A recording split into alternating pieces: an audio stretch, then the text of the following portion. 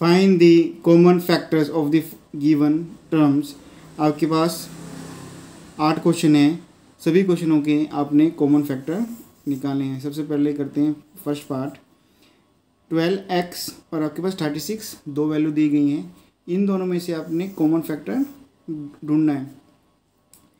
यहाँ पर तीनों क्वेश्चनों में 2 वैल्यू दी गई हैं, यहाँ पर 3 वैल्यू दी गई हैं, यहाँ पर भी 3, यहाँ पर भी 3 और यहाँ पर भी 3 और यहाँ पर भी 3। सबसे पहले 2 वैल्यू से हम कॉमन फैक्टर ढूंढेंगे, फिर 3 वैल्यू से कॉमन फैक्टर ढूंढेंगे। प्रोसेस सबका सेम है, सिर्फ आपने ध्यान देना है कॉमन वैल्यू के ऊपर। 12x है आपके पास है, तो 12x को हम लिख सकते हैं फैक्टर करके, एलसीएम लेंगे 2 6 2 3 3 तो 1 आ जाएगा। यानी कि 12 को हम लिख सकते हैं 2 × 2 × 3 × x। अब हमें लिखना है 36 के फैक्टर करके, तो आपके पास है 36 फैक्टर करेंगे हम 2 से 1 8, फिर 2 से होगा 9, फिर आपका होगा 3 से 3 3 और आपके पास आ जाएगा 1। यानी कि हम 36 को लिख सकते हैं 2 × 2 × 3 × 3। अब हमें ढूंढना है कॉमन फैक्टर।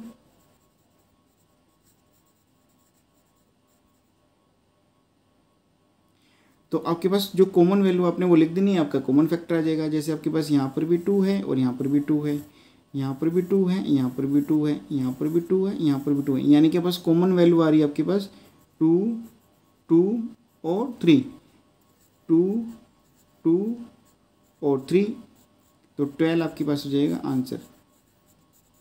ऐसे हम कर लेंगे सेकंड पार्ट को। सेकंड पार्ट आपके पास है 2y। 2y के फैक्टर लिखेंगे तो हमारे पास है 2 × y, फिर आपके पास है 22xy। 22 के फैक्टर करते हैं तो आपके पास आएगा 2 1 1, फिर ये मेरे पास 11 पे 1, इन 22 को हम लिख सकते हैं 2 × 11 × x × y। अब हमें ढूंढना है कॉमन फैक्टर। कॉमन फैक्टर आपके पास आ जाएगा 2 और y, तो आपका आंसर हो जाएगा 2y। ऐसे हम कर लेंगे थर्ड पार्ट को। थर्ड पार्ट आपके पास है 14pq। 14pq है आपके पास है, 14 के फैक्टर करते हैं हम, तो हमारे पास होगा 2 7 7 और 1। यानी 14 को हम लिख सकते हैं 2 × 7 p × q, आपके पास 7 में ही आ रहा है। फिर आपके पास है 28p² q², तो 28 के फैक्टर कर लेते हैं। 28 के जो हम फैक्टर करेंगे हमारे पास होगा 2 1 4 2 7 7 और 1। यानी 28 को हम लिख सकते हैं 2 × 2 × 7, p² को लिख सकते हैं p × p, q² को लिख सकते हैं q × q। अब हमें ढूंढना है कॉमन फैक्टर। कॉमन फैक्टर आपके पास सबसे पहले आ रहा है 2, जो दोनों में वैल्यू है आपके पास कॉमन है, फिर आपके पास है 7, फिर आपके पास है p, फिर आपके पास है q। 2 7 p q, यानी कि 2 × 7 × p × q, तो आपका आंसर आ जाएगा 14pq। यही है आपका आंसर। ऐसे ही हम फोर्थ पार्ट को कर लेंगे।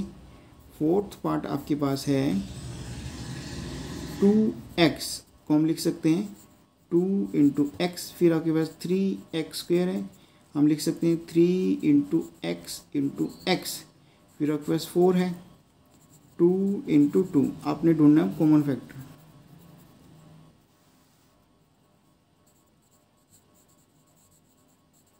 अभी तक हम 2 वैल्यू के बीच में कॉमन फैक्टर ढूंढ रहे थे, लेकिन यहाँ पर आपके पास 3 वैल्यू आ गया, इसमें भी आपने कॉमन फैक्टर ढूंढना था। 2 वैल्यू में आसान होता है कि आपने दोनों वैल्यू में जो वैल्यू कॉमन आ रही है उसको लिख देना है, लेकिन तीनों वैल्यूओं में क्या होगा, जो तीनों वैल्यूओं में आपके पास कॉमन आ रही है वैल्यू, उसको अपने आंसर में लिखना है। जैसे यहाँ पर मेरे पास 2 है, यहाँ नहीं है, तो आगे नीचे चेक करने की जरूरत ही नहीं है।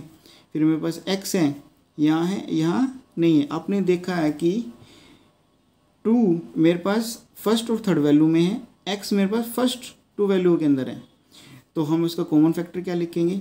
तो आपको पता है अगर 1 को मैं किसी भी वैल्यू से मल्टीप्लाई करूँगा तो कोई भी चेंज नहीं आता है, तो मेरे पास इसमें हो जाएगा कॉमन फैक्टर मेरे पास हो जाएगा 1। यही है आपका आंसर।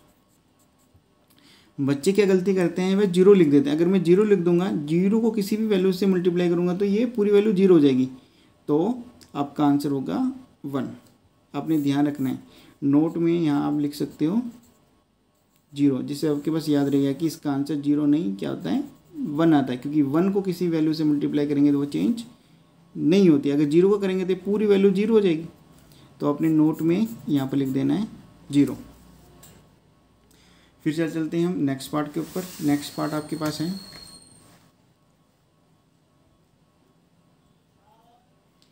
फिफ्थ पार्ट आपके पास है 6ABC। 6 के हम फैक्टर करेंगे तो हमारे पास आएगा 2, 3, 3 और 1, यानी कि 2 × 3 × A × B × C। फिर आपके पास है 24AB²। 24 के फैक्टर करते हैं तो हमारे पास आएगा 2, 1, 2, 2, 6, 2, 3, 3 और 1। 2 × 2 × 2 × 3 × A × B × B। नेक्स्ट आपके पास है 12A² B। 12 के फैक्टर करेंगे तो आपके पास आएंगे 2 × 2 × 3 × A × A × B। अब मुझे इनमें से कॉमन फैक्टर ढूंढना है।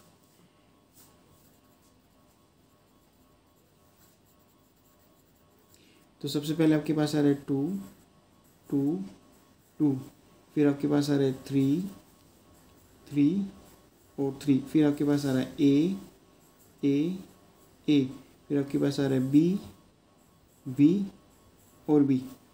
तो आपके पास कॉमन फैक्टर आ रहा है 2 × 3 × A × B, 6AB आपका हो जाएगा आंसर। ऐसे हम 6 पार्ट को कर लेंगे। 6 पार्ट आपके पास है 16x³ को हम फैक्टर करते हैं 16 के फैक्टर आपके पास होंगे 2, 8, 2, 4, 2, 2, 2 और 1। तो यहाँ लिख सकता हूँ 2 × 2 × 2 × 2 × x × x × x। फिर आपके पास है -4x²। माइनस को हम अलग लिख लेते हैं, मल्टीप्लाई में आपके पास 4 के फैक्टर करेंगे आपके पास आएंगे 2 × 2 x² को हम लिख सकते हैं x × x। फिर आपके पास है 32x। 32 के फैक्टर कर लेते हैं तो आपके पास आएगा 2, 1, 6, 2, 8, 2, 4, 2, 2, 2 और 1। तो मैं 32 को लिख सकता हूँ 2 × 2 × 2 × 2 × 2, 2 × 2 × 2 × 2 × 2 × x आ जाएगा। अब मुझे ढूंढना है कॉमन फैक्टर। कॉमन सबसे पहले 2 देखते हैं, 2 यहाँ पर भी है, यहाँ पर भी है और यहाँ पर भी है, 2 यहाँ पर भी है, यहाँ पर भी है और यहाँ पर भी है। फिर मेरे पास यहाँ पर 2 नहीं है, फिर मेरे पास x यहाँ पर भी है और यहाँ पर भी है और यहाँ पर भी है। तो कॉमन फैक्टर मेरे पास आएंगे 2 × 2 × x, यानी कि 4x आपका हो जाएगा आंसर। फिर चलते हैं हम नेक्स्ट पार्ट के ऊपर। जो का नेक्स्ट पार्ट है 7th। सबसे पहले आपके पास है 10p³ 10 को लिख सकते हैं 2 × 5 × p × q, आपका साथ में लिखा जाएगा। फिर आपके पास है 20QR। 20 के ले लेते हैं हम फैक्टर 2, 1, 0, 2, 5, 5 और 1, यानी 20 को हम लिख सकते हैं 2 × 2 × 5 × q × r। फिर आपके पास है 30RP। तो 30 के फैक्टर कर लेंगे हम 2, 1, 5, फिर मेरे पास जाएगा ये 3 पे 5, 5। तो हम 30 को लिख सकते हैं 2 × 3 × 5 × r × p। अब मुझे इनमें ढूंढना है कॉमन फैक्टर।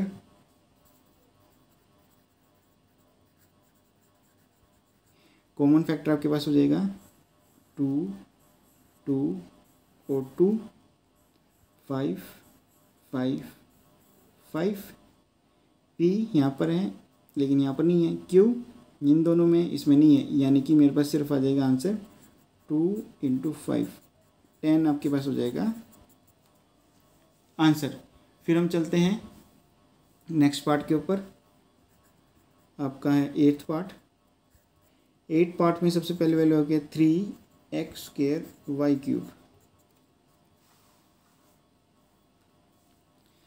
तो हम लिख सकते हैं 3 × x × x × y × y × y। फिर आपके पास है 10x³ y²। तो 10 के फैक्टर आपके पास होते हैं 2 × 5, 2 × 5 × x × x × x × y × y। फिर आपके पास है 6x² y² z। तो आपका आंसर हो जाएगा 2 × 3 × x × x × y × y × z। अब मुझे ढूंढने हैं कॉमन फैक्टर, तो आपके पास होंगे कॉमन फैक्टर। तो आपके पास 3 यहाँ पर है, बीच वाली वैल्यू नहीं है। फिर चलते हैं x के ऊपर, आपके पास x यहाँ पर भी है, यहाँ पर भी है और यहाँ पर भी है। फिर x पे चलते हैं, आपके पास यहाँ पर भी है, यहाँ पर भी है और यहाँ पर भी है। y आपका यहाँ पर भी है, यहाँ पर भी है, यहाँ पर भी है और y आपका यहाँ पर भी है, यहाँ पर भी है और यहाँ पर भी है। यानी कि आपके पास x x y y आ रहे हैं, x x y y x x y y। तो आपके पास हो जाएगा x² y² आंसर।